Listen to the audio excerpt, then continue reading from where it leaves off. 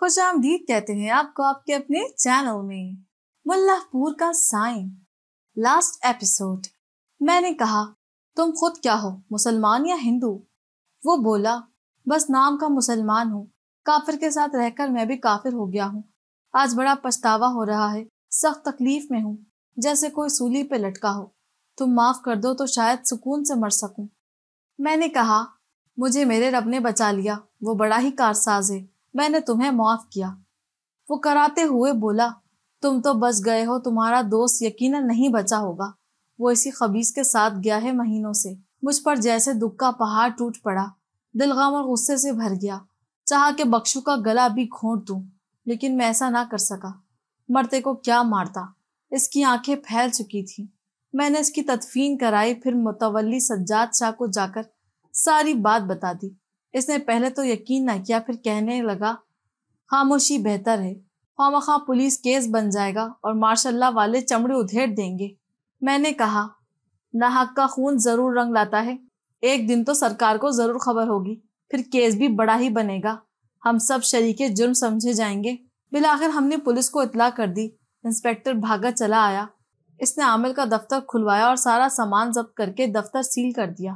ہم پولیس کو بھاری جمعیت کے ساتھ کالے کنویں پر لے کر گئے۔ بہت ہی گہرا کنواں تھا، کوئی بھی اندر اترنے کو تیار نہ ہوا۔ بالآخر ایک سپاہی نے ہمت کی، وہ بھی نصف تک ہی گیا اور چیخنے لگا کہ انسانی ہڈیاں ہیں اور ایک بڑی ہی کریہا صورت سوختہ لاش پڑی ہے، سانپ بچھو چمٹے ہیں، میری ہمت نہیں۔ پھر انسپکٹر نے ٹریکٹر ٹرالی اور کراہ منگوایا، کچھ گاؤں والوں نے ہمت کی۔ 3 دن کی مشقت کے بعد بالآخر ہم کنویں کو برابر کرنے میں کامیاب ہوئے۔ اس کے بعد میں سب کچھ چھوڑ چھاڑ کر واپس نوری سہاگ چلا گیا۔ کبھی کبھار یہاں آتا ہوں پرانی یادیں تازہ کرنے کے لیے، مسجد کی امامت کرا لیتا ہوں یا کوئی پروگرام کر لیتا ہوں۔ اب تم بتاؤ تم پر کیا بیتی؟ جانی کی داستان ختم ہوئی تو میں نے کہا رب سچے نے مجھے بچا لیا اور اس وحشی کو کالے کنویں میں جہنم رسید کیا۔ وہ لاش اسی خبیث کی تھی۔ میری کہانی بھی تیرے جیسی ہی ہے جانی، فرق یہ ہے کہ تو راوی کے اس پار چلا گیا اور میں اس طرف رہ گیا۔ شب بھر جنگل میں بھٹکنے کے بعد بالآخر میری زندگی کی سحر ہوئی۔ ولی کتب خواجہ یا غوث تو نہ بن سکا، بس چھوٹی سی نوکری مل گئی اس بادشاہ کی جو سب جہانوں کا مالک ہے۔ راوی پار ملک پور میں آستانہ ہے۔ یہ جو لوگ میرے ساتھ ہیں مرید ہیں میرے۔ میں نے رب کے بینک میں اکاؤنٹ کھلوایا ہے جانی، اس نے اتنا منافع دیا کہ سنبھالنا مشکل ہے، اس کے نام پر لٹا لٹا کے تھک گیا ہوں۔ سچی یاری تو بس اسی کی ہے، کبھی نہ ٹوٹنے والی۔ دنیا والے تو ہمیشہ دھوکہ ہی دیتے ہیں۔ شب بھر کو رکا ہوں، کل واپس چلا جاؤں گا، تو ساتھ چل میرے، تجھے بھی نوکری دلاتا ہوں۔ وہ بولا میں بے روزگار نہیں ہوں سائیں، نوکری ہی کرتا ہوں شہنشاہ کی، مجھے بھی بہت کچھ دے رہا ہے، بس جلوہ نہیں دکھاتا۔ دل کی تڑپ ہے کہ ختم ہی نہیں ہوتی، اس کی ذات میں گم ہو جانا چاہتا ہوں، کوئی راستہ بتاؤ نا۔ میں نے کہا گم ہو کے کیا کرو گے، مخلوق کے ساتھ رہو، لوگوں کے دکھ درد بانٹو، نوکر بن کے رہو، جتنا مالک کا حکم ہے اتنا ہی کرو، جو اس سے زیادہ بے تکلف ہونے کی کوشش کرتے ہیں مالک ان کا بوجھ بھی بڑھا دیتا ہے۔ رات بیت رہی تھی، مزار سے قوالی کی آواز آئی۔ میں نے کہا چل اٹھ، قوالی سن کے آتے ہیں۔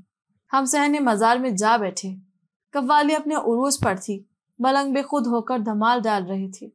آج کوئی نیا ہی کلام اور نیا ہی ساز۔ جانی میرا ہاتھ پکڑ کر اٹھ کھڑا ہوا، ہم نے قوالوں پر پیسے پھینکے اور دیوانوں کی طرح ناچنے لگے۔ ہم گدڑ پنڈی سے واپس ملک پور پہنچے تو گاؤں میں کئی فتنے سر اٹھا چکے تھے۔ سائیں کے ڈیرے پر ہو کا عالم تھا، سوائے ملک ایوب کے کوئی بندہ بشر نظر نہ آیا۔ وہ ڈیرے پر اکیلا بیٹھا حقہ پی رہا تھا۔ ہم نے پوچھا ملک صاحب خیریت؟ بالکل چوپٹ ویرانی، آج کوئی نہیں آیا؟ وہ بولا کمیوں والے محلے میں چڑی موچی ایک قبر بنا کر بیٹھ گیا ہے، کہتا ہے رنگ شاہ کی ہے، بزرگ خواب میں اشارہ کر کے گئے ہیں، آدھا پنڈ وہاں جمع ہے، باقی لوگ ملک شیر علی گھوڑی پال کے گھر کے سامنے کھڑے ہیں۔ وہاں کون سے پیر کا ظہور ہوا ہے؟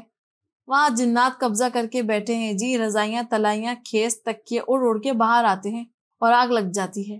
ہم نے کہا بلے بھی بلے، اور سن لے، ملک مقصود کے ڈیرے پر ایک بوہر سے اچانک پانی کے قطرے گرنے لگے ہیں، بچے کچے لوگ بالٹیاں لوٹے لے کر وہاں جمع ہیں حصول برکت کے لیے۔ یہ حالات ہیں جی، اب پیر سائیں کے ڈیرے پر کون آئے گا؟ ہم نے کہا سبحان اللہ، یعنی 2 دن کے لیے ہم گاؤں سے گئے اور 3 فتنے کھڑے ہو گئے۔ سچ فرمایا تھا پیر حاکم شاہ نے، کہ وہ گاؤں سے چلے گئے تو بربادی آئے گی۔ ہم نے کپڑے بدلے اور سر کے نیچے تکیہ اڑس کر چارپائی پر لیٹ گئے۔ دماغ میں خیالات کے جھکر چل رہے تھے۔ خلق خدا کو کون سمجھائے، انہی خیالات میں غوطے کھا رہے تھے کہ پیر و مرشد بابا ڈاکیہ سرکار کے الفاظ یاد آئے، مخلوق کی خدمت کر، رب کے کنبے کا خیال رکھ، بس یہی نوکری ہے اس کی۔ بہت کم لوگ یہ نوکری کرتے ہیں اور جو کرتے ہیں ہمیشہ بھلے میں رہتے ہیں۔ ہم تکیاں پھینک کر چارپائی سے اٹھے اور کہا، چلے ملک صاحب، پہلے جنات کا مول مٹا کے آتے ہیں۔ ملک شیر علی کی حویلی کے سامنے لوگوں کے ٹھٹ جمع تھے۔ بڑے بوڑھے سڑک پر کھڑے استغفار کر رہے تھے۔ مائیاں توبہ طائب ہو جا رہی تھیں۔ ہمیں آتا دیکھ کر مجمع میں جان سی پڑ گئی۔ سرگوشیاں شروع ہو گئیں۔ کچھ لوگ ہماری طرف دوڑے چلے آئے۔ ہر کوئی پھولی سانسوں میں بڑھا چڑھا کے جنات کے کارنامے سنا رہا تھا۔ ہم نے کہا، بند کرو یہ کہانیاں، ملک شیر علی کو بلاؤ۔ ایک آدمی بھاگا بھاگا آیا اور ملک صاحب کو بلا لایا۔ وہ بہت پریشان دکھائی دے رہے تھے۔ مجھ سے گلے ملے اور بولے، دیکھ لیں سائیں جی کیا ہو رہا ہے ہمارے ساتھ۔ ہم ان کا ہاتھ تھامے مجمع سے دور لے گئے۔ چلتے چلتے کھپے کھال کی بنیر پر جا کھڑے ہوئے۔ ملک صاحب سچ سچ بتاؤ، اصل قصہ کیا ہے؟ وہ بولے، پرسوں سارا ٹبر سویا ہوا تھا۔ آدھی رات کو مجھے دھوئیں کی بو آئی۔ آنکھ کھلی تو وچکارے کوٹھے سے دھواں اٹھ رہا تھا۔ بوہا کھولا تو رضائی کو اگ لگی ہوئی تھی۔ باقی لوگ بھی جگ گئے۔ خیر پانی شانی سٹ کے آگ بجھائی۔ رات کے پچھلے پہر مڑ دھوئیں کی بو آئی۔ ویکھا تو دوئے کوٹھے میں آگ لگی ہوئی ہے۔ ہک رضائی، ہک تلائی اور ہک منجی سڑ کے چھائی ہوئی تھی۔ ہم سویر تک جاگتے رہے۔ ہر بندہ ڈر سے کہہ رہا تھا، کام علی مائی نے بتایا ہے کہ گھر پہ جنات بھوت قابض ہو گئے ہیں جی، کیا کرتے؟ آپ کے ڈیرے پہ گئے تو معلوم ہوا کہ راوی پار ہیں۔ مڑ نوکرانی نے ای دسیا کہ اس کے چک میں ایک عامل ہے جو جنوں شنوں کا عمل شمل کرتا ہے۔ آج سویرے اس کو بلا کر لائے ہیں۔ وہ چوکاٹ بند کر کے اندر پڑھائی کر رہا ہے جی۔ ہم نے کہا، چلو ہمارے ساتھ۔ ایسی کی تیسی اس عمل کی۔ گھر کا گیٹ اندر سے بند تھا۔ ہم نے سامنے والے گھر سے سیڑھی منگوائی اور ملک صاحب کو ساتھ لے کر گھر کے اندر کود گئے۔ ایک کمرہ کھلا ہوا تھا۔ اندر گئے تو وہ عامل پیٹیاں اور صندوق کھول کے گھر کی صفائی کر رہا تھا۔ ہم نے اسے گدی سے جا پکڑا اور کہا، عامل جنات پالے ہیں اور سائیں نکالتا ہے۔ وہ متحش ہو کر بھاگنے لگا تو ہم نے اڑنگا دے کر گرایا، پھر جس لگا کر اس کے اوپر بیٹھ گئے۔ ملک صاحب ششدرا کھڑے دیکھتے رہے۔ ہم نے کہا، دیکھتے کیا ہے ملک صاحب، رسی لے کر آئیے، جن قابو آ گیا ہے۔ اسی دوران کچھ اور لوگ بھی دیوار ٹاپ کر اندر آ گئے۔ اس میں ملک ایوب بھی تھا۔ ہم نے عامل کو چاڑ لگائے تو وہ منت زاری پر اتر آیا۔ ہم نے ملک ایوب سے کہا، تھانے فون کرو اور حوالدار شوکت کو بلاؤ، بتاؤ کہ سائیں نے جن قابو کیا ہے۔ ویگن لے کے پہنچے فوراً۔ اس مردود کو تھانے پہنچا کر ہم اس مائی کی تلاش میں نکلے جو گھر میں کام کرتی تھی۔ شام تک وہ بھی پکڑی گئی۔ یہی چڑیل گھر میں آگ لگاتی تھی۔ جنات کی سرگوبی کے بعد ہم چڑی موچی کے فتنے کی طرف متوجہ ہوئے۔ مغرب کے بعد شازے کو لے کر کمیوں والے محلے میں گئے تو ایک میلہ سا لگا ہوا تھا۔ ایک خالی پلاٹ پر تازہ تازہ قبر بنی تھی۔ اس پہ گلاب کی پتیاں، پھول، اگربتیاں، چراغ رکھے گئے تھے۔ ساتھ ہی 2 سفید چادریں خیز بچھا کر ملک صاحبان عبادت میں مشغول تھے۔ ہمیں آتا دیکھ کر چڑی والہانہ پن سے اٹھا، گویا قلعہ فتح کر کے بیٹھا ہو۔ اس کا خیال تھا کہ شاید سائیں بھی وہاں زیارت کو آئے ہیں۔ ہم نے اس کا ہاتھ پکڑا اور کھینچتے ہوئے زیارت گاہ سے دور لے گئے۔ وہاں جا کر اس کا گریبان پکڑا اور کہا، یہ کیا ڈرامہ ہے چڑی، سچ سچ بتا ورنہ ابھی قبر مسمار کرتا ہوں۔ وہ ہاتھ جوڑ کر بولا، ایسا نہ کرے سائیں سرکار، مولوی نہ بنے، پیر تو پیر کا بھائی ہوتا ہے، آپ بھی تو کمہار ہیں، کیا موچی پیر نہیں ہو سکتا؟ ہم نے کہا، ہو سکتا ہے، کھاؤ نا پیاز کے ساتھ سوکھی روٹی اور پکے مرغ غریب کو دو، پیر بن جاؤ گے۔ یہ کون سا طریقہ ہے؟ کیوں لوگوں کا ایمان بگاڑتے ہو؟ وہ بولا، ایمان؟ کون سا ایمان؟ ان لوگوں میں ایمان ہے؟ 20 سال ان کی جوتیاں گانٹ گانٹ کے پیسہ جوڑا، پھر یہ پلاٹ خریدا، یہ کچرا پھینکتے ہیں وہاں، پورا پلاٹ بھر دیا میرا گند پھینک پھینک کے۔ کیا نمازی کیا حاجی، سب ایک جیسے ہیں۔ ایک ایک بوہے پہ گیا ہوں منت سماجت کی، خدا رسول کا واسطہ دیا کچرا مت پھینکو، میرے پلاٹ ہیں، میرے پاس گھر بنانے کے پیسے نہیں ہیں، لیکن پلاٹ کو دیکھ کر خوش تو ہو جاتا ہوں نا۔ اللہ کی زمین پہ میری بھی کوئی جگہ ہے، اور وہ جگہ انہوں نے کچرے کا ڈھیر بنا کر رکھ دی۔ کیا کرتا؟ آخر کار تنگ آ کر افواہ چھوڑی کہ خواب میں ایک بزرگ تشریف لائے ہیں اور یہاں میرے پلاٹ پہ اپنی قبر کا نشان لگایا ہے۔ بس قبر بنانے کی دیر تھی کہ سب جھاڑو اٹھائے چلے آئے، اپنے ہاتھوں سے اپنا گند صاف کرنے لگے۔ دیکھو کتنا صاف ہو گیا میرا پلاٹ، کل شام سے اب تک 50 روپے نذرانہ بھی آ چکا ہے۔ اب رنگ میں بھنگ نہ ڈالیے گا، جو کچھ آئے گا نصف آپ کو دوں گا جی، آخر پیر پیر کا بھائی ہوتا ہے۔ ہم نے زور کا غصہ اس کے جبڑے پر مارا، وہ پھرکی کی طرح گھوم گیا اور تلملا کے بولا، یہ کیا جی؟ ہم نے کہا، پیر پیر کا بھائی ہوتا ہے جب دونوں اصلی ہوں، ایک اصلی اور ایک نکلی۔ یہ پیون نہیں چلے گا چڑی، دونوں نکلی ہوتے تو بات بن سکتی تھی۔ جا اسی وقت اپنے ہاتھوں سے اس قبر کو مسمار کر، میں بنا کے دوں گا تجھے گھر، کل ہی اینٹیں منگواتا ہوں، تو مستری کا بندوبست کر۔ پلاٹ زندوں کے لیے ہوتے ہیں چڑی، مردوں کے لیے قبرستان میں بہت جگہ ہے۔ فتنہ چڑی موچی کی سرگوبی کے بعد اگلے روز ہم سودی کے ڈیرے پر گئے۔ وہاں بوہڑ کے نیچے عورتوں کا ہجوم لگا تھا۔ ہمیں آتا دیکھ کر سب ایک طرف ہو گئیں۔ ہم نے شازے سے کہا، اوپر بوہڑ پہ چڑھ اور جہاں سے پانی رس رہا ہے وہاں مود کے آ جاؤ۔ وہ ہچکچایا تو ہم نے اس کی گدی پہ دھول جما کر کہا، چڑھو، یہ پیر سائیں کا حکم ہے۔ آپریشن مکمل ہو چکا تو ہم نے خواتین سے کہا، ماں بہنوں، اس چشمے کو ہم نے ناپاک کر دیا ہے، سب کو جا کے بتا دو، اب یہ برکت والا پانی نہیں، نرا موت ہے، پانی دم کر کے ہم دیں گے، شفا اللہ پاک دے گا، خبردار جو آئندہ کسی نے ادھر کا رخ بھی کیا۔ 2 ہی روز میں ہم نے تمام فتنوں کا خاتمہ کر دیا۔ انہی دنوں جمال مسلی کا بیٹا بیمار ہو گیا، اس کی کھانسی نہ رکتی تھی، لوگ کہتے تھے ٹی بی ہے، ایک ہی بیٹا تھا بیچارے کا، اسے اٹھا کر ڈیرے پر لے آئے۔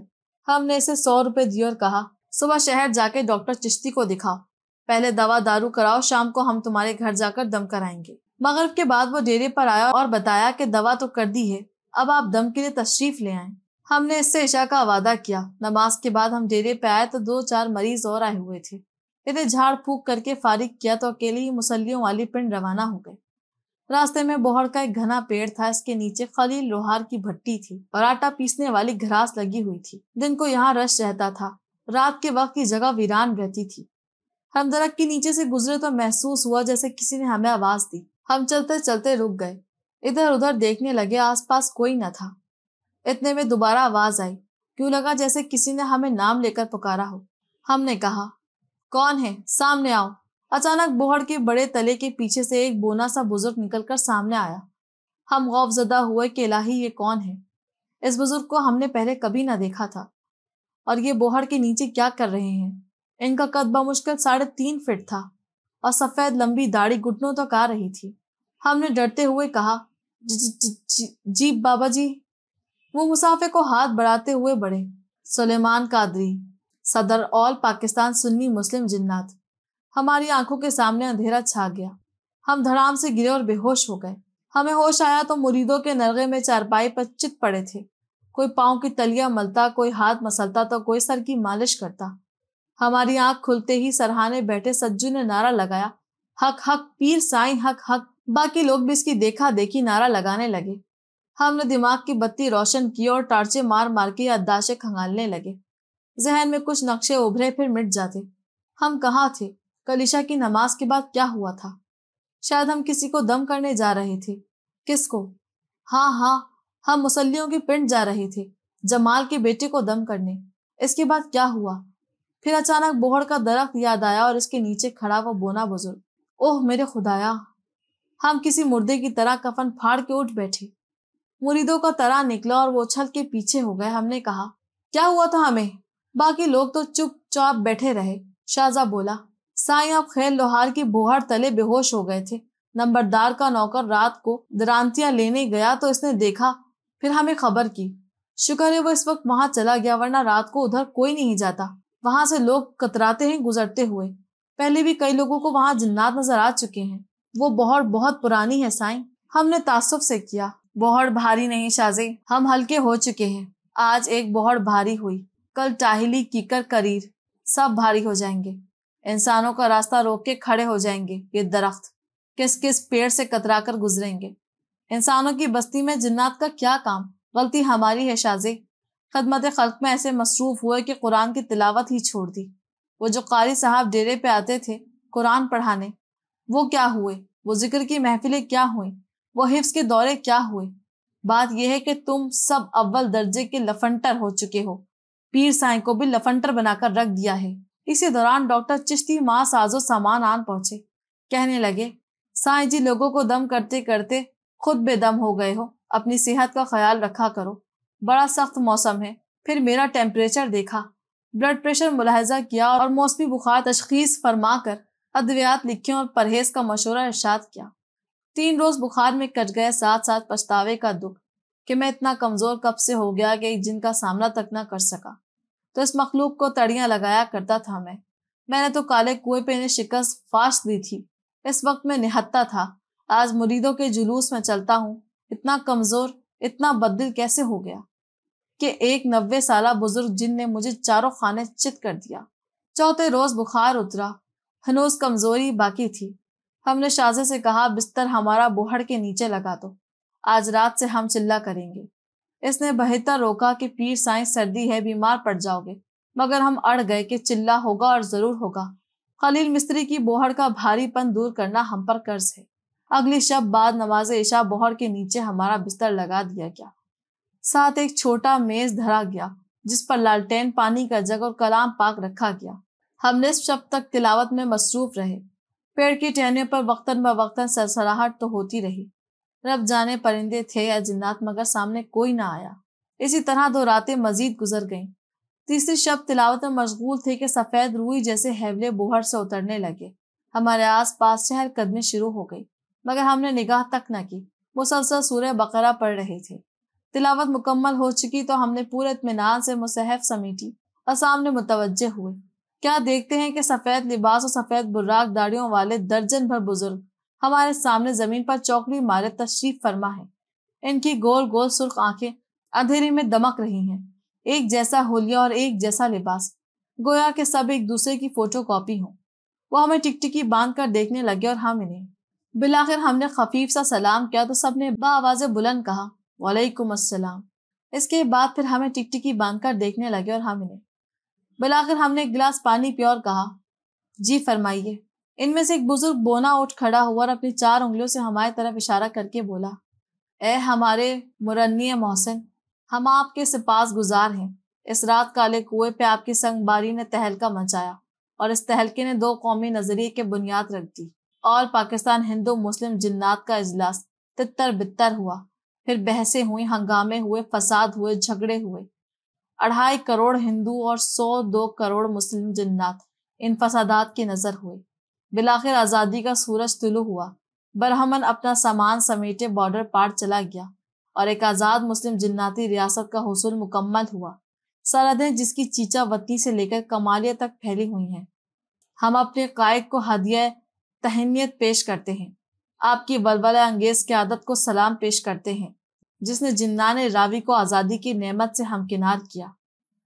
اس پر زمین پر چوکڑی مارے بزرگان نے تالیاں بجائیں اور سائیں زندہ باد کے نعروں سے فضا گونج اٹھی۔ ہم نے انہیں خاموش کرایا اور کہا سنو، یہ سب میرے مولا کا کرم ہے، بے شک آزادی اس کی بہت بڑی نعمت ہے اور اس کی قدر جن و انس دونوں پر فرض ہے۔ آزادی مبارک، لیکن اتنے آزاد مت ہو جاؤ کہ دوسروں کی آزادی سلب کرنے لگو۔ اس بوہڑ پہ آپ کا رہنا اور آتے جاتے لوگوں کو ستانا کون سی مسلمانی ہے؟ ایسی اوچھی حرکات مسلم جنات کو بالکل زیب نہیں دیتی۔ قائد محترم، ہم کیا کریں، کدھر جائیں؟ آزادی کے بعد 1 سال تو ہم بھائی بھائی بن کے رہے، پیار محبت امن امان ہمارا شعار تھا، پھر رفتہ رفتہ ہم فرقہ فرقہ ہو گئے، شیعہ بریلوی دیوبند وہابی جن بن گئے اور ایک دوسرے کو بدعتی مشرک گستاخ اور کافر جن کہنے لگے۔ بات مناظروں سے بڑھ کر ہاتھا پائی تک جا پہنچی، پھر نعرہ تکبیر لگا کر ایک دوسرے پر ٹوٹ پڑے، ہمارے بیچ خونی فسادات ہوئے، کروڑوں جنات اس جنگ میں کام آ چکے ہیں۔ ہم آپ کے پاس مدد کے لیے آئے ہیں، آپ ہمارے ہم مسلک بھائی ہیں، ہماری مدد کیجیے، ہمارا کنواں ہمیں واپس دلا دیجیے۔ یہ کہہ کر وہ پر امید نظروں سے ہمیں دیکھنے لگے۔ ہم کچھ دیر ششدرا ہو کر انہیں دیکھتے رہے، پھر کہا مبارک یا جنات، بالآخر ترقی کرتے کرتے تم بھی ہمارے برابر آ ہی گئے، ہماری طرح فرقہ فرقہ ہو کر ایک دوسرے کی گردنیں مارنے لگے۔ اچھی بات ہے، اب انسانوں کے بجائے ایک دوسرے کو چمٹا کرو اور ہم تماشا دیکھیں گے۔ ہم بھی اسی طرح ایک دوسرے کو چمٹے ہوں گے اور دشمن ہمارا تماشا دیکھتا ہے۔ رہی بات مدد کی تو میں فرقوں سے بیزار ہوں اور تمہاری اس مسلک پرستی پر دل کی اتھا گہرائیوں سے نفرین کرتا ہوں۔ میرا مسلک محبت ہے، جبکہ تم نفرتوں کے امین بن چکے ہو۔ میں تمہارے کسی کام کا نہیں ہوں۔ کسی فرقے پرست مولوی سے رجوع کرو، بہتر پھرتے ہیں، 1 انگلی پہ 1000 سما سکتے ہیں، شاید وہ کوئی راستہ نکال دیں گے۔ ہاں، اس برگد کے پیڑ کو ضرور خالی کر دو، اس کے نیچے ہماری گھراس ہے، لوگ آٹا پیستے ہیں، दरांतियां तेज करवाते हैं। इन्होंने मायूसी से एक दूसरे की तरफ देखा, फिर वो बुजुर्ग बोले, तो फिर हम आपकी तरफ से चिट्टा इनकार समझें? हमने कहा, बिल्कुल, तेरे लिबास जैसा चिट्टा, तेरी दाढ़ी तेरे खून जैसा चिट्टा। कल जोहर तक ये पेड़ खाली ना हुआ तो फिरका मुखालफा के जिन्नात किराए पे मंगवा के यहाँ इनका जलसा कराऊंगा और तुम्हारी ईंट से ईंट बजाकर रख दूंगा। वो खामोशी से उठे और अंधेरे में गायब हो गए। हमने भी अपना बिस्तर समेटा और डेरे पर चले आए। इस रोज के बाद मुल्कपुर में किसी को जिन्नात नजर न आए। एक रोज शाम को करम अली मिरासी अपने 12 साल बच्चे को लेकर आस्ताने पर आया। बच्चे धाड़े मार मार के रोता था और बाप बेचारा इसके आंसू पोंछता था। हमने पूछा, क्या हुआ है? करम अली बोला, रब जाने जी, कुछ बताता नहीं। साय वाले कुएं पे गया था, कई बार मोड़ा है कि मत जाया कर, कोई जिन बूझ चिमड़ गया है जी, बस रोए जा रहा है। हमने बच्चे को पास बिठाया, इसको दिलासा दिया, पानी पिलाया और पूछा, बेटा बताओ क्या हुआ है? वो जवाब देने के बजाय फिर हिचकियां लेने लगा। इसके आंसू हमारे दिल पर गिरने लगे। हमने हौसला दिए, इसकी पीठ को थपथपाया। वो तड़प उठा और मजीद जोर से चीखना शुरू कर दिया। हमने इसके लिए दूध, फल, फ्रूट मंगवाए। कोई घंटे बाद इसका मिजाज कुछ बेहतर हुआ। फिर हम इसे जानवरों के बाड़े में लेकर गए। इसे घोड़े, खच्चर, मुर्ग और कबूतर दिखाए। जब वो अच्छी तरह हमसे मानूस हो चुका तो हमने पूछा, सच सच बताओ बेटा, तुम्हें किसने मारा? इसको जरूर सजा देंगे। वो कुछ देर चुप रहा, फिर बोला, अड्डे के पास जो बाग है इसके माली ने। किस लिए? वो सर झुका के खामोश हो गया। हमने कहा, चकोतरा तोड़ा था ना बाग से। वो बोला, जी जी, बस एक ही तोड़ा था, देखने के लिए कि कैसा होता है, कभी खाया नहीं था। हमने बंदा भेजकर फौरन माली को बुलवाया। वो आया तो बच्चे की पीठ इसे दिखाकर पूछा, क्या तुमने ये जुल्म किया है? वो बोला, साईं जी क्या करूं, इन बच्चों ने बाग उजाड़ के रख दिया है। मेरा 90,000 में लिया था, 20,000 का फल पका है, 70,000 अभी तक फंसे हैं। कुछ तोते उजाड़ देते हैं, कुछ बच्चे। हमने कहा, बच्चे तो फरिश्ते होते हैं, फरिश्तों का हिस्सा नहीं निकालोगे तो हमेशा घाटे में रहोगे। वो ढिठाई से बोला, आप खरीद कर फरिश्तों में बांट दो, मैं तो घाटा बर्दाश्त नहीं कर सकता। हमने कहा, बताओ कितने में बेचते हो? 90,000 काफी है। इसने इस बात में सर हिलाया तो मैंने शाज़े से कहा, इसको अभी 70,000 दो, बाकी परसों तक दे देना। आज से ये बाग खल्के खुदा के लिए वक्फ है, जो जितना चाहे तोड़ के खा सकता है। फिर हम करम अली को लेकर इसके बेटे के साथ बाग गए। हमने कहा, बेटा अब जितने चाहो चकोतरे तोड़ो, ये बाग आज से तुम्हारा है। वो खिलखिला के हंसा और दौड़ के चकोतरा उतार लाया। इसके खिलखिलाहट में हमें रब साईं की मुस्कुराहट दिखाई दी। हाँ, वही रब जिसे कब हम चिट्ठियां लिखा करते थे, जिससे गिले शिकवे किया करते थे, निजाम कार चलाने के लिए अपने तय बड़ी बड़ी तजावीज दिया करते थे। आजकल वो हमारे आसपास ही रहता है। इसे हंसाने को हम नित नई तरकीबें सोचते हैं। महबूब को हंसाने में, से खुश रखने में क्या लुत्फ है, ये दुनियादार क्या जाने। ये तो सिर्फ सच्चे आशिक ही जानते हैं। एक रोज असर के बाद सियाह बादल उमड़ आए। दूर दराज से आने वाले जायरीन मौसम का मिजाज देखते ही अपनी अपनी गाड़ियों को चाबियां लगाई। मोरी चारपाइयां उठा उठाकर अंदर ले गए। थोड़ी ही देर में मूसलाधार बारिश शुरू हो गई। मगरिब के बाद हम बड़े वरांडे में आग का डाट जलाकर बैठ गए। झड़ी मनाने को मुरीदों ने सौंफ, इलायची और गुड़ वाली चाय बनाई। शकरकंदी और अंडे उबाले गए। सज्जू थाल पर ढोलक बजाने लगा और जीता अपनी पुरसोज आवाज में इनायत हुसैन भट्टी का रंग जमाने लगा। महफिल शबाब पर थी कि अचानक शाहजा बाहर से भीगता हुआ आया और बोला, दोपहर को रावी पार से कुछ औरतें आई थी जी, कुछ तो बारिश के आसार देखकर वापस चली गई। एक अम्मा उधर ही रुकी हुई है, कहती हैं साईं से मिलकर जाऊंगी। हमने कहा, ठीक है, जनान खाने में ठहरा दो, सुबह मिलवा देना। वो बोला, बहुत परेशान है जी, कहती हैं साईं से अभी मिलना है और अभी वापस जाना है। हमने झुंझला कर कहा, अभी कैसे वापस जाएंगी, ये मौसम? वो कहती हैं जी, घर में बीमार बच्ची अकेली है। हमने कहा, तो बच्ची को साथ क्यों न लाई? चलो ठीक है, बुला लो इन्हें, आ रहे हैं हम। हम उठे और टहलते टहलते इस तरफ चले आए जहां खवातीन के लिए कनात लगी थी। यहाँ कदरे अंधेरा था। थोड़ी ही देर में शाहजा दूसरे आते से इस खातून के साथ आता दिखाई दिया। चाल ढाल से वो कोई अधेड़ उम्र बीबी नजर आती थी। हमारे कुछ फासले पर आकर खड़ी हो गई। शाहजा चला गया तो हमने कहा, जी अम्मा जी। वो जांगली लहजे में बोली, साईं जी मेरी दी बहुत बीमार है, डॉक्टरों को भी दिखाया है, पर समझ किसी को कोई नहीं आई। सुख सुख के तीला हो गई है, खाती पीती कुछ नहीं जी। हमने पूछा, कितनी उम्र है? وہ بولی, जवान है जी, 26-27 वर्ष की, ब्याह हो गया इसका. मेरे सवाल पे वो कुछ देर खामोश रही, फिर बोली, ब्याह हुआ था जी 3-4 साल पहले, मुरसाई ने तलाक दे दी. मुड़ दूजा निकाह इमाम साहब नाल कीता. वो भी कोई चंगा बंदा नहीं निकला, तंग करता था, ताने देता था बेचारी को. फिर वो भी फौत हो गया जी. काला नसीब है जिस कर्मा सड़ी का. क्या करूं, दी जो है, कोई दुआ पना चाह करो, चंगी हो जावे. तुस्सा फकीर हो. हमने धड़के दिल से पूछा, पेंट कौन सा है तेरा अम्मा? वो बोली, रावी पार है जी, धुबिया वाला. हमारे सर पे जोर की बिजली कड़के और कलेजे को चीर के गुजर गई.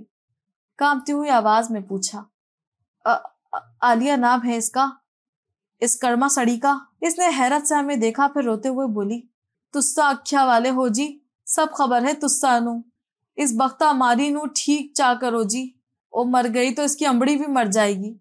हमने कहा, नहीं मरेगी, इंशाल्लाह नहीं मरेगी, जिंदा रहेगी आलिया. जब तक साइंस सल्लू जिंदा है, आलिया कैसे मर सकती है? वो कुछ देर अंधेरे में हमें घूरती रही, गोया पहचानने की कोशिश कर रही हो, फिर बोली, सल्लू तो इसको छोड़ गया था जी कई साल पहले. हम चुप हो गए और मफरत से चेहरे को ढांप लिया, फिर रुख फेर कर अपने आंसू साफ करने लगे. आसमान पे बादल जोर से गरजा और बरांडे से उड़ती भट्टी की तान ने दिल के सब जख्म खोल कर रख दिए. हमने आवाज लगाई, शाजे. वो भागता हुआ वरांडे से बाहर निकला. जी साईं जी, गाड़ी निकालो, फौरन हमें धूबिया जाना है अभी. धूबिया? ये कहाँ है जी? रावी पार रास्ता मैं समझाऊंगा. सज्जू को ले लो, हमें अभी निकलना है. वो भाग कर गया और आवाज लगाने लगा, फैसल सज्जू जीदे पीर साईं रावी पार जा रहे हैं. गाड़ी तैयार करो जल्दी, पीर साईं रावी पार जा रहे हैं. जीदा अपनी धुन में मस्त था. हमने माजी की तरफ मुड़कर कहा, अम्मा जी, हम ही सल्लू हैं, आलिया के पहले साईं. खूब पहचान लो, बस एक जरा सी भूल हुई थी हमसे. और जंगल जंगल रुल गए, और जब रुल रुल के चट्टू की तरह गोल हो गए तो रब साईं ने गले लगा लिया. वही सच्चा मालिक है, हमारा सच्चा महबूब. प्यार भी बहुत करता है और आजमाता भी बहुत है. हम मांगेंगे इससे, पहले भी तो मांगा था, फिर मांगेंगे आलिया को. इस बार वो हमें खाली नहीं लौटाएगा. इन्होंने हैरत से हमें देखा और चादर में मुंह छुपा के रोने लगे. हम ढारस बंधाने को आगे बढ़े तो जब के तमाम बंधन टूट गए. हमने इन्हें गले लगा लिया और खुद भी जोर जोर से रोने लगे. बारिश ने अब हल्की फुल्की फुहार का रूप धार लिया था. हम कमालिया रोड पर भागे चले जा रहे थे. हमने सीट से टेक लगाए और आंसू का हार लिए अब साईं के दर पर साइल बनकर खड़े हो गए. इसे खुश करने को अपनी नेकियों की छोटी सी पोटली खोली तो कुछ भी नहीं था. इसके नाम की एक भी नेकी ना मिल सकी. सारा अकाउंट ही अपने नाम हो चुका था. साईं का लंगर, साईं की दावत, साईं की इनायत, साईं का सदका, साईं का दम, साईं का बकरा, साईं का कुक्कड़. हम लोगों को रब से क्या जोड़ते? इसके नाम नेहात मैनेजर बन के अपना ही सिक्का चलाने बैठ गए थे. ढूंढ ढांड के बस एक ही चीज हाथ आ सकी, कुछ पुराने ख्वाब. ख्वाब भी तो इसी की डाक होती है ना. हम वो सब ख्वाब खोलकर बैठ गए जो सालों से देखते आ रहे थे. हर ख्वाब में आलिया थी. कभी दुल्हन बनकर सामने आती और चुल्हाने के धुएं में गुम हो जाती, कभी वोटी बन के रोटी पकाती और खुद हमारा बचा कुचा खाती. हम सीने पर टेप रख के वहां से सुन रहे होते और वो कमरे पर मंजी लाते वेड़े में लाकर बिछाती. हम कीकर पर चढ़कर इसका टहना हिलाते और वो जमीन पर खड़ी डर जाती. मोटी कुक्कड़ पर जाकर हमने सड़क छोड़ दी और नहर वाली सोलंग पकड़ी. सोलंग जगह जगह से उखड़ी हुई थी. हमारी रफ्तार सुस्त होने लगी. 4 साल कितनी जल्दी गुजर गए, मगर आज सोलंग गुजारना मुश्किल था. धूबिया पहुंचते पहुंचते गहरी रात हो गई. मौसम साफ होने लगा था और बादलों की कैद से चांद रफ्ता रफ्ता आजाद हो रहा था. गांव में वही कुत्तों की भौंकार जिसे सुनकर कभी सादिक ने कहा था, देख तेरे बराती आ गए. गलियों में इक्का दुक्का लोग भूतों की तरह नजर आए जो झांक झांक के हमारी गाड़ी को देख रहे थे. हम सज्जू को बराबर रास्ता समझाते रहे. तारीख गलियों को हेडलाइट से रोशन करता हुआ वो बिलाखिर हमें लक्कड़ वाले बोहे पर ले ही आया, सामने जिसके बेरी का छतरीला पेड़ था. हम सब गाड़ी से नीचे उतरे, फिर अम्मा जी को उतारा. वो नकाहत से चलती हुई बोहे तक गए और इसके दरवाजे को खोलने लगी जो 4 साल पहले हम पे बंद हुआ था. धड़कते दिल के साथ सच्चे रब को याद करते हुए अब अंदर चले गए. वही कपड़े धोने वाली घाट और वही कोठरी. वो आज भी सहन से 1 फीट नीचे था. لالٹین کی مدھم روشنی یہاں آج بھی زندگی کا احساس دلا رہی تھی۔ ہم دروازے کو مہاڑ پکڑ کے کھڑے ہو گئے۔ اماں جی آگے بڑھے اور جھنجھوڑ جھنجھوڑ کر عالیہ کو جگانے لگی۔ اٹھ علی اٹھ میری دھی رانی، وہ کون آیا ہے؟ اکھتے کھول، اٹھ میرا پتر، وہ کون آیا ہے؟ اٹھ۔ اماں جی سسکیوں کی آواز نے ماحول کو بوجھل کر دیا تھا۔ ہم دروازے کی مہاڑ چھوڑ کر آگے بڑھے اور کہا، اماں تم جاؤ چلھانے میں جا کے سونف اجوائن کا کاڑھا بناؤ، ہم عالیہ کو دم کرتے ہیں، فکر نہ کرو وہ ٹھیک ہو جائے گی۔ اماں جی سامنے سے ہٹی تو ہم عالیہ کے قریب ہوئے۔ اس کے چہرے سے رضائے ہٹائے بس وجود باقی تھا اور سانسیں، باقی کچھ نہ بچا تھا۔ رنگ روپ حسن جوانی سب اجڑ چکا تھا۔ آخر ہوا کی بیٹی تھی، نہ سائیں بن سکتی تھی، نہ رب سائیں کو چٹھیاں لکھ سکتی تھی، نہ اسے نیا عشق رچانا تھا، نہ ملنگ بن کے دربار پر ناچ گانا۔ غم اسے اندر ہی اندر کھاتا رہا اور وہ موم کی طرح پگھلتی ہی چلی گئی۔ ہم نے اسے جھنجھوڑ کر کہا، عالیہ آنکھیں کھولو، ہم آئے ہیں، پیر صلاح الدین تمہیں دم کرنے۔ ایک ہلکی سی بڑبڑاہٹ کے سوا کوئی جواب نہ آیا۔ زندگی کا احساس دلانے کو یہ بڑبڑاہٹ ہی کافی تھی۔ روح کا پنچھی ابھی تک جسم کے پنجرے میں قید تھا، اس سے بڑی خوشخبری بھلا کیا ہو سکتی تھی؟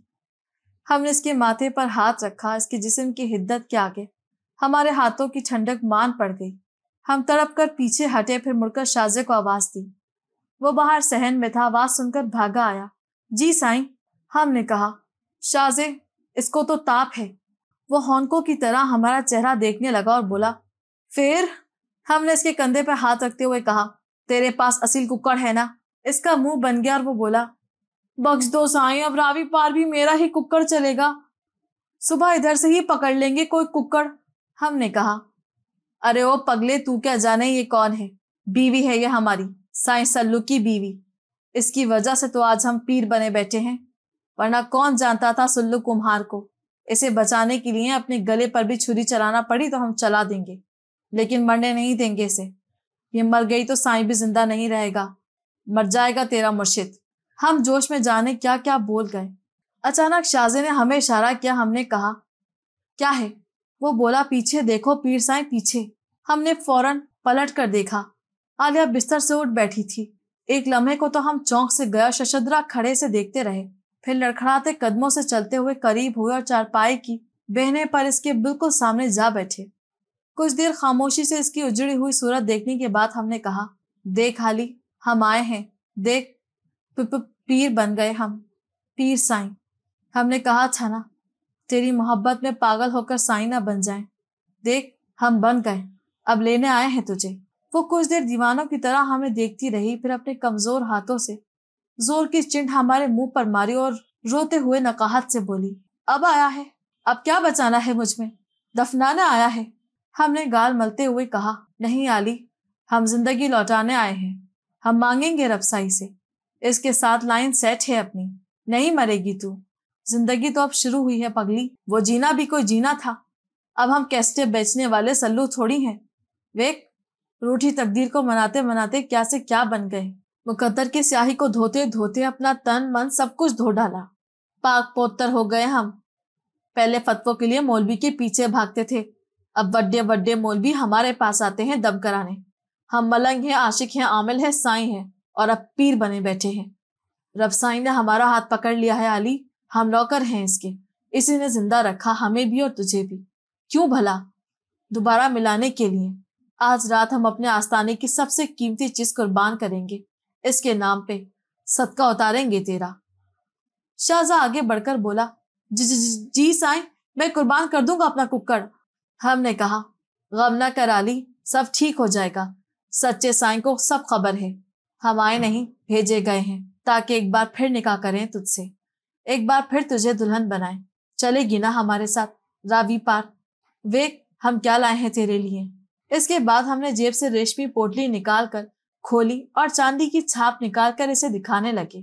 وہ کچھ دیر آنکھیں جھپکائے بغیر اسے دیکھتی رہی، بالآخر مسکرائی اور اپنا کمزور سا ہاتھ آگے بڑھایا۔ ہم اسی رات عالیہ اور اماں جی کو لے کر ملک پور آئے۔ عالیہ کے مکمل علاج میں 6 سے 7 ماہ لگ گئے۔ ہماری دعائیں اور ڈاکٹر چشتی کی دوائیں آخر کام کر ہی گئیں۔ بخار تو ہفتوں میں اتر گیا، البتہ نکاہت 2 ماہ تک قائم رہی۔ دودھ، جوس، شہد اور تازہ پھلوں کی فراوانی نے اس کا رنگ، روپ، حسن، جوانی سب کچھ لوٹا دیا۔ 6 माह बाद एक बार फिर अवाम में छुआरे बटे, आस्ताने के बाहर गोले फटे, हम पीर साईं से दुल्हा साईं बन गए। हम मुल्लापुर कभी ना लौट कर गए। वैसे भी इन दिनों मुल्कपुर ही मुल्लापुर बना हुआ था। हुक्मरान कोड़ों से कौम की मरम्मत करके इन्हें अच्छा मुसलमान बनाने में मसरूफ थे और हम जख्मों पर मरहम रखने में मगन। हम नहीं जानते इनका खुदा कैसा है और कहाँ रहता है। हमारे खुदा का मिजाज तो जैसा था और वो दुखी दिलों में रहता था। हम खलकत से दुख दूर करने से खुश करने और हंसाने को ही खुदा की इबादत समझते थे। कभी हम इसको चिट्ठियां लिखते थे, अब हम इसके चेक का इंतजार करते हैं, ब्लैंक चेक। वो बरकत की सूरत मिलता है, बरकत जो हमारी दुआओं को मकबूल कर देती है और दुआएं जो लोगों से कहलवा देती हैं कि बड़ा पहुंचा हुआ पीर है, बड़ा ही करने वाला बुजुर्ग है। इसे नाराज करने वाले तो बहुत हैं, शिर्क करने वाले, बेगुनाहों का खून बहाने वाले, माँ बाप का दिल दुखाने वाले, भाइयों और रिश्तेदारों का हक मारने वाले, दूसरों की इज्जत लूटने वाले, मिलावट करने वाले, महंगा बेचने वाले, मिस्कीन को धुतकारने वाले, तकब्बुर करने वाले, बुक्स रखने वाले, हसद करने वाले, नफ्स की गुलामी करने वाले। है कोई जैसे हंसाए, ऐसे खुश करके कुछ ना कुछ वसूल कर ले, वसूली जो हमारी फकीरी का असल राज है। हम मुल्कपुर के साईं हैं और मुरीद हमारे रावी के दोनों अतराफ बसते हैं। उम्मीद करते हैं हमारा ये नॉवेल आपको जरूर पसंद आया होगा। हम जल्द हाजिर होंगे अगले बेहतरीन नॉवेल के साथ। हमारे चैनल को सब्सक्राइब करना हरगिज़ ना भूलें। शुक्रिया।